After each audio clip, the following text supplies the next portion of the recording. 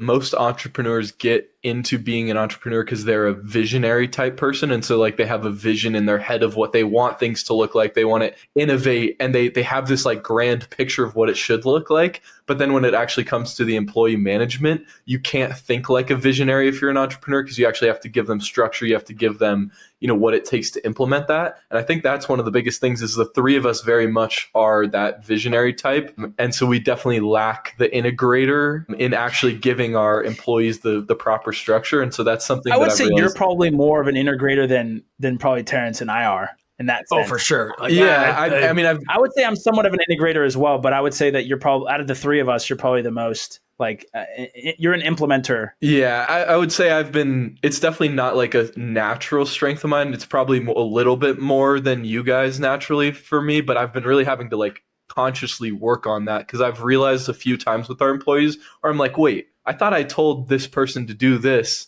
and then it turned out completely different than how I expected. And I'm like, oh, wait, it's like I had this vision, but I obviously didn't clearly lay out the path on how to get there. And so that's why over the last 2 weeks, I've really been trying to turn everything into SOPs, turning it doing that type of stuff. Because there definitely has been a gap in the way we're doing things, I feel like. Yeah, it's this double-edged sword. Most times you want to have that expectation that they can be able to do it and you don't have to kind of hold their hand. But I think in terms of the beginning of especially when it comes to laying out the foundation, you kind of have to hold their hand in a way and kind of show them exactly how things have to be done rather than just be like, oh, they're competent enough, they'll figure it out. Simplify it. I sat in on that meeting this morning with a couple of the team and I just simplified it for them. This campaign, this is a priority every month until you hear from me otherwise, period. And here's the priority 1B. Just right.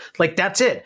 Clear everything out. And then all of a sudden I started hearing from them oh, we had all these campaigns, all these different actions, and all these things. It's cleaned it all out. All you have to do is focus on those two things. That's it. That's all. And frankly, you think about it, we have the top twos, right? In our daily Slack channels for all of our employees. They've become top 10 lists, right? We need to help them simplify because those top twos are really supposed to be, I woke up today, what are the top two things I need to do that's going to drive the business forward? That we do inherently in our head. But as we've seen, those lists have just been out of control, right? And it's just simplify it.